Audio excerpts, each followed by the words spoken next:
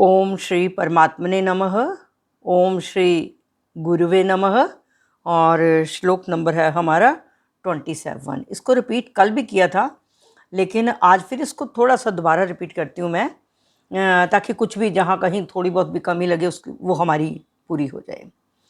ये श्लोक है, प्रशांत मनसम ह्येनम योगिनम सुखम उत्तमम उपैति शांत रजसम ब्रह्मभूतमकल्मषम ब्रह्मभूतमकल्मषम।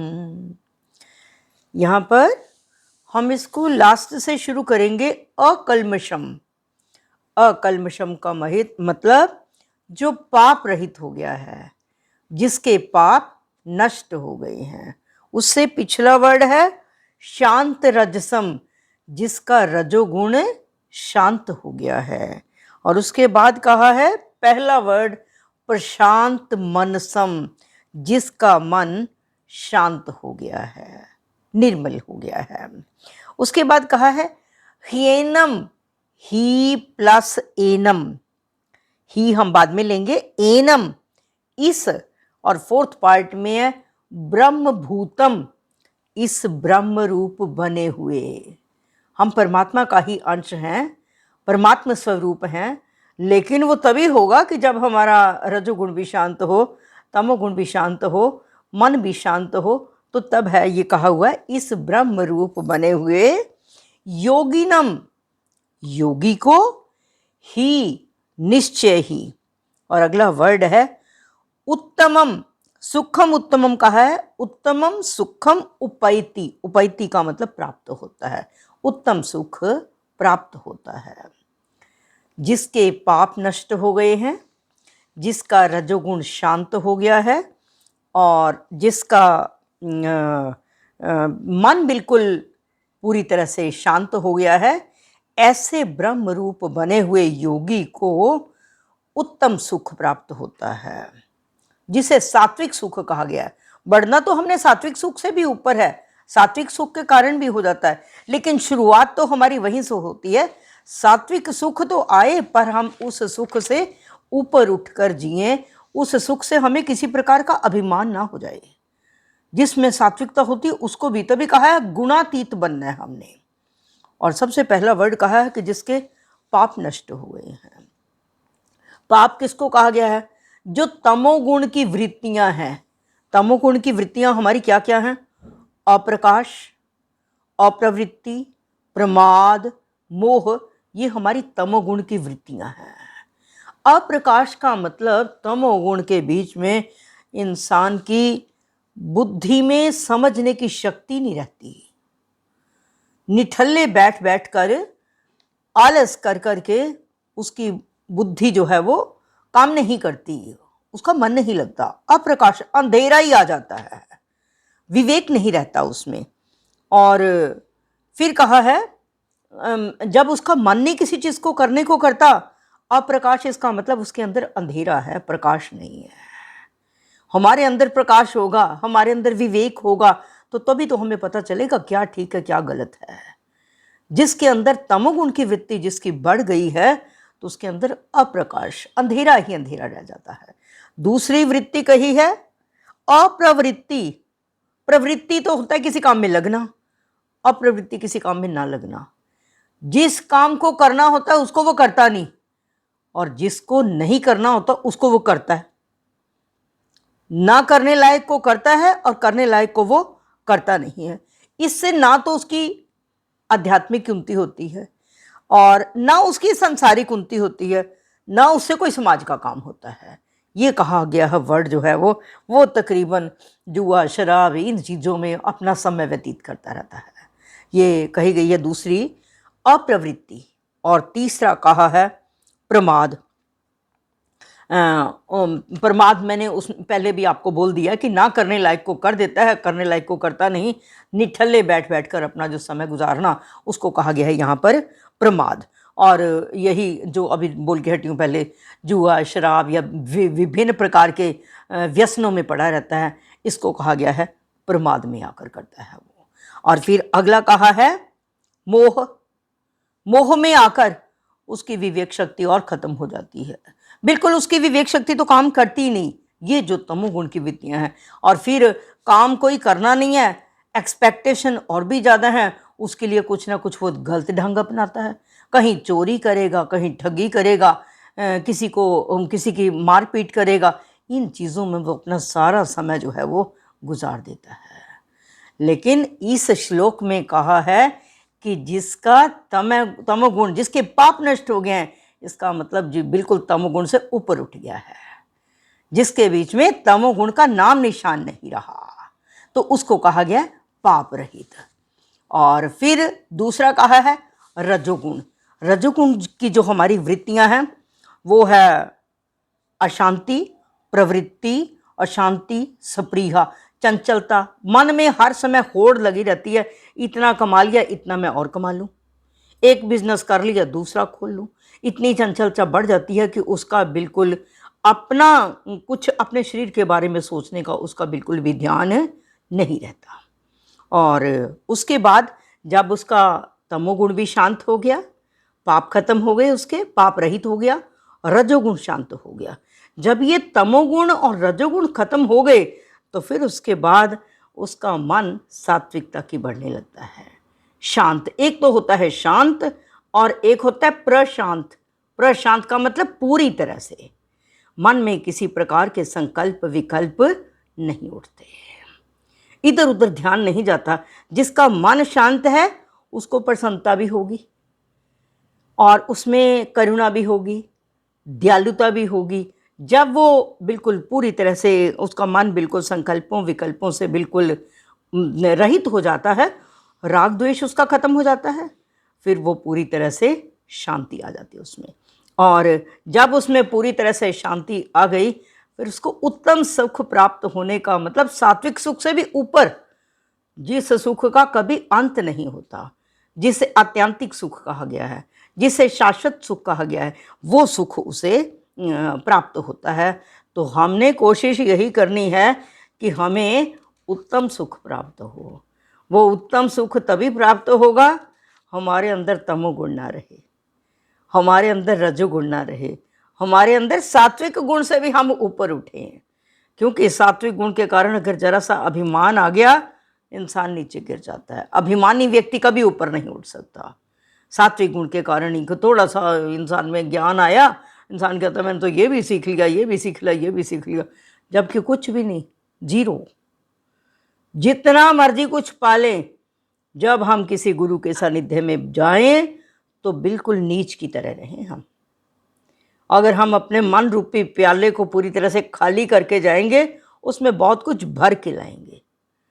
लेकिन अगर मन रूपी प्याले को पहले ही भरा हुआ होगा, उसमें क्या डालना है? उसमें कुछ भी नहीं डलता। जाके इंसान जिसका मन रूपी प्याला भरा हुआ है ना, थोड़ा सा भी कुछ हो गया, ये तो मुझे आता है, इसकी ज़रूरत नहीं है बताने की, ये तो मुझे आता है, वो व्यक्ति कुछ सीख नहीं सकता, चाहे उसको कितना कुछ आता हो। लेकिन महापुरुष के सामने जाकर अपने आप को ये समझे कि मैं बिल्कुल अपने मन रूपी प्याले को पूरी तरह से खाली करके आया हूँ, और इसके बीच में मैंने जितना कुछ अच्छा भर सकूँ उतना यहाँ से भर के लेके जाऊँ, ताकि अपने मानव जीवन को सार्थक बनाऊँ। अब भर के क्या हमने लेके आना है? वहाँ से हमें उनके जो विचार हैं, उनकी भावनाएं हैं, उनकी जो तरंगे हैं, वो हमारे अंदर आएंगी। 2 मिनट हम किसी महापुरुष के सानिध्य में खड़े होते हैं, क्या वो वेव्स होती हैं हमारे अंदर? हमारे अंदर एक अलग शांत वातावरण सा बनने लगता है वहाँ पर। तो ये महापुरुष की वेव्स होती हैं वो वहाँ पर। तभी हम कहते हैं, जब हम साष्टांग प्रणाम करते हैं या झुकते हैं, तो महापुरुष महापुरुष तो अपने पास ही, ज्ञानी तो अपने पास कुछ भी नहीं रखता। जो ज्ञानी की निंदा करता है, ज्ञानी के अवगुणों को वो ले लेता है। जो ज्ञानी की सेवा करता है, सेवा करने का मतलब क्या है? ज्ञानी के सिद्धांतों के मुताबिक चलना। जो उनके सिद्धांत बनाए हैं, जो उनका नियम बनाया है, उसके मुताबिक चलना। ज्ञानी को कुछ नहीं चाहिए, ज्ञानी तो बिल्कुल निर्लिप्त होता है। तो बिल्कुल हम ये चीज़ें अपने अंदर भर के लाएं, और हम भी यही सोचें, हमें किसी से कुछ चाहिए नहीं। परमात्मा बहुत मेहरबान है, उसने सब चीज़ों का अरेंजमेंट हमारे लिए किया हुआ है। हमारी क्यों एक्सपेक्टेशन हो? अगर किसी की फिर भी एक्सपेक्टेशन होती है, वो इंसान ऊपर नहीं उठता, ऊपर वही उठता है जो बिल्कुल कामनाओं से ऊपर उठकर जीता है। तो बिल्कुल हमने ऐसे ही उत्तम सुख को प्राप्त करना है और सदा जिसमें हम सदा प्रसन्नता के वातावरण में रहें। और अब एक बार सुषमा जी इसी श्लोक को बोलेंगे और इसका मीनिंग भी रिपीट करेंगे। हरिओम जी। हरिओम जी। प्रशांत मन संस्थेनम योगिनम सुखमुत्तमम उपैति शांत रजसम ब्रह्मभूतम कल्मषम। इसमें भगवान जी कह रहे हैं कि जो योगी, जो व्यक्ति जो है वो पाप रहित हो गया है, अकल्मषम पाप रहित हो गया है, और जिसका जो रजोगुण है वो शांत हो चुका है और उसका जो मन है वो एकदम से पूर्ण रूप से शांत हो गया है, ऐसे योगी को उत्तम सुख की प्राप्ति निश्चय ही होती है। अकल्मषम का मतलब क्या है कि जो तमोगुण से अप्रवृत्ति है, प्रमाद है, आलस्य है, इनसे दूर हो गया है, तो उसके जो पाप है वो स्वयं ही नष्ट हो जाते हैं। और रजोगुण जो है चंचलता है, उसमें भी प्रवृत्ति है कि मैं ये और कर रहा हूँ, मैं और करूँ, कार्य करने की बहुत उसमें इच्छा होती है। तो ये सब जो है वो रजोगुण में हो जाता है। वो भी उसका शांत होने पर वो सत्वगुण में आ जाता है, लेकिन उसकी अधिकता से अभिमान आ जाता है। हमें उससे भी ऊपर उठना है और इस तरह से जो योगी इन सब से ऊपर उठ गया है वो जो अनुपम सुख है उसको प्राप्त करता है, जो दिव्य सुख है उसकी प्राप्ति। बिल्कुल, बहुत अच्छा बोला। हाँ जी, एक बार गुलशन मैडम श्लोक भी पढ़िए और मीनिंग भी बोलिए।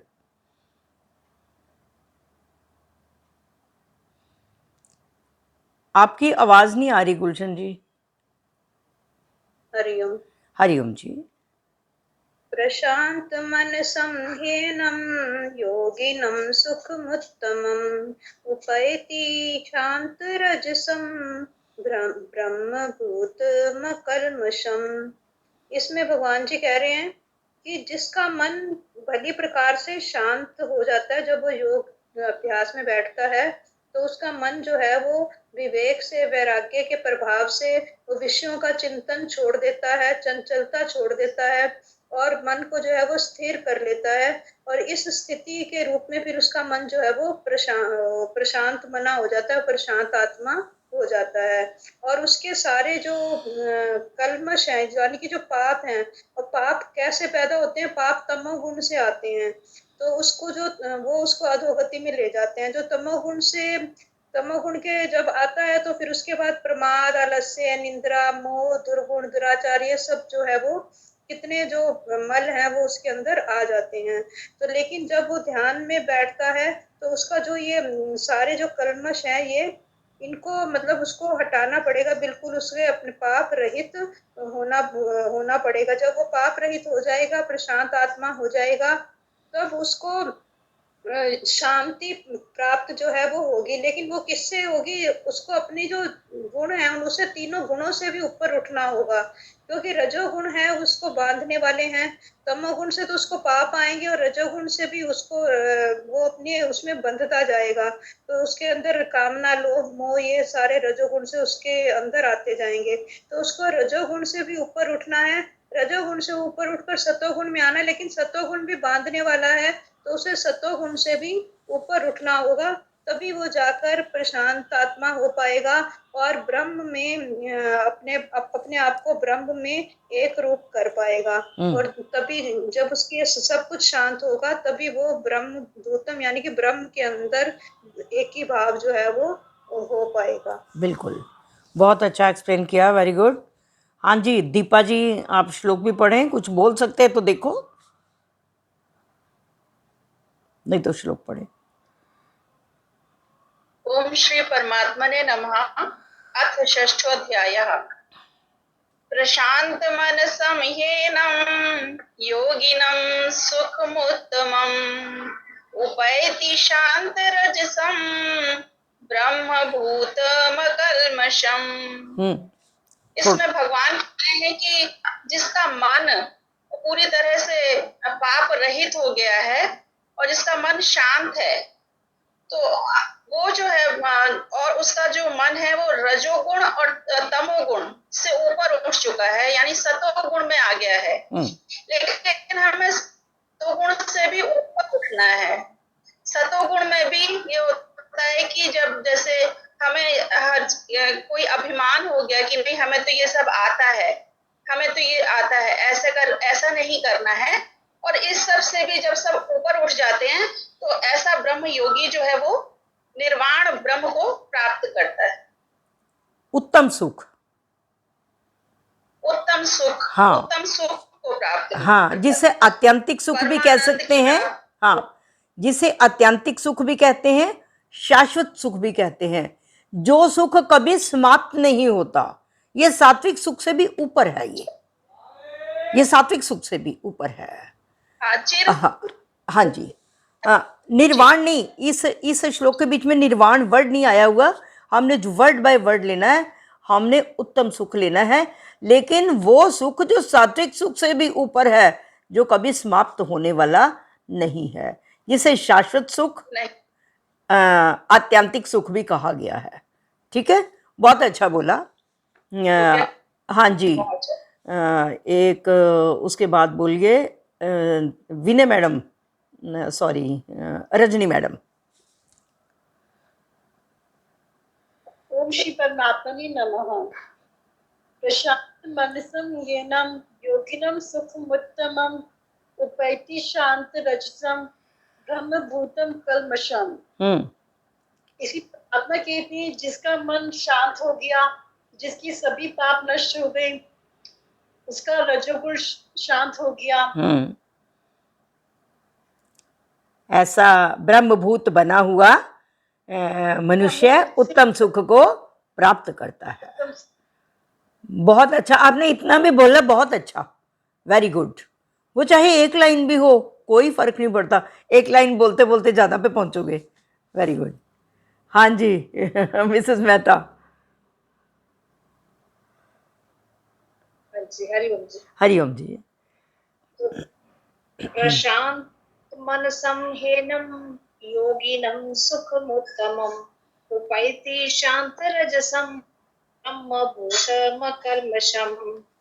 इसमें भगवान कह रहे हैं कि जब ध्यान योग हमारा हो जाता है और ध्यान योग में बैठते हैं और उसके बाद जो हमें अपने अवगुण जो समाप्त करने पड़ते हैं वो है कि हमें जिसका मन, जिस योगी का मन बिल्कुल शांत हो गया है और जिसके पाप बिल्कुल नष्ट हो गए, पूरी तरह से जिनके पाप नष्ट हो गए हैं, रजोगुण तमोगुण से उत्पन्न होने वाले जितने भी पाप हैं उसके सारे नष्ट हो गए हैं और वो उसके रजोगुण भी शांत हो गया है और वो तभी उसको आनंद प्राप्त, मतलब उत्तम सुख की प्राप्ति होगी, आनंद सुख की प्राप्ति होगी जो शाश्वत है, जो कभी खत्म नहीं होता। तमोगुण से उत्पन्न होने वाली प्रवृत्तियां जो है हमारी, अप्रकाश, अप्रवृत्ति, प्रमाद, मोह, ये सब चीजें हमें हमारे दिल से बिल्कुल खत्म होनी चाहिए। हमारे मन में नेगेटिविटी नहीं होनी चाहिए और इन चीजों के होने से हमारा विवेक जो नष्ट होता है, अगर हमारा रजोगुण समाप्त हो जाएगा तो हमारा विवेक जागेगा, तो हमें पता चलेगा कि हमें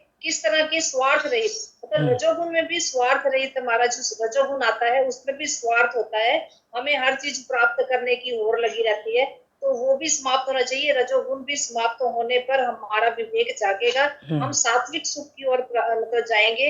सात्विक सुख में भी हमें पूरी, उससे भी आगे बढ़ना है, उसमें भी हम परम ब्रह्म की प्राप्ति करनी है, तो सात्विक गुण से ऊपर उठना है, क्योंकि सात्विक गुण में भी हमारे मन में अहंकार आ जाता है। उसकी भावना को खत्म करने के लिए हमें उससे ऊपर उठकर जीना है। ये सब हमारी प्रवृत्तियां जो हमारे मन से शांत हो जाएंगी तो हमें एक आनंद, मतलब परम आनंद की प्राप्ति होगी, ऐसा सुख मिलेगा जिससे हम परमात्मा में लीन हो जाएंगे और हमें सारी वृत्तियां जो है हमारी नष्ट हो जाएंगी और एक परम सुख की प्राप्ति हो। बिल्कुल, बहुत अच्छा बोला। हाँ जी, नेक्स्ट रीटा जी। ओम श्री परमात्मने नमः। प्रशांत मन संहेनं योगिनं सुखमुत्तमम् उपैति शांतरजसं ब्रह्मभूतमकल्मषम्। इसमें भगवान जी कहते हैं कि परमात्मा में अपने मन को स्थिर करने के लिए योगी की क्या क्या क्या कंडीशंस हो जाती है, क्या क्या करना चाहिए उसको। कहते जिसके सबसे पहले तो पाप नष्ट हो गए। पाप नष्ट तो हमारे तभी होंगे जब हम तम से रजो में आएंगे, रजो से सात्विक, और सात्विक से भी आगे की हमारी ऊपर की स्थिति होगी। क्योंकि ये तो तीनों जो है बांधने वाले हैं।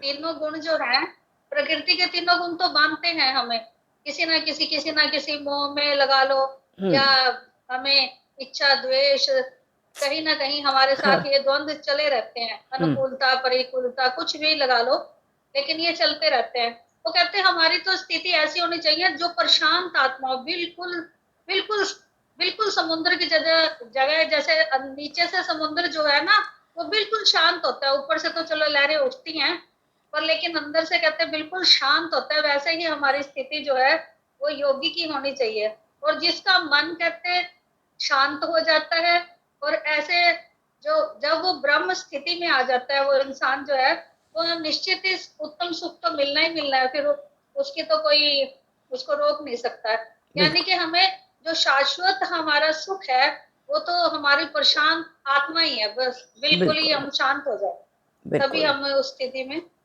बहुत अच्छा बोला। हाँ जी, और कौन रह गया?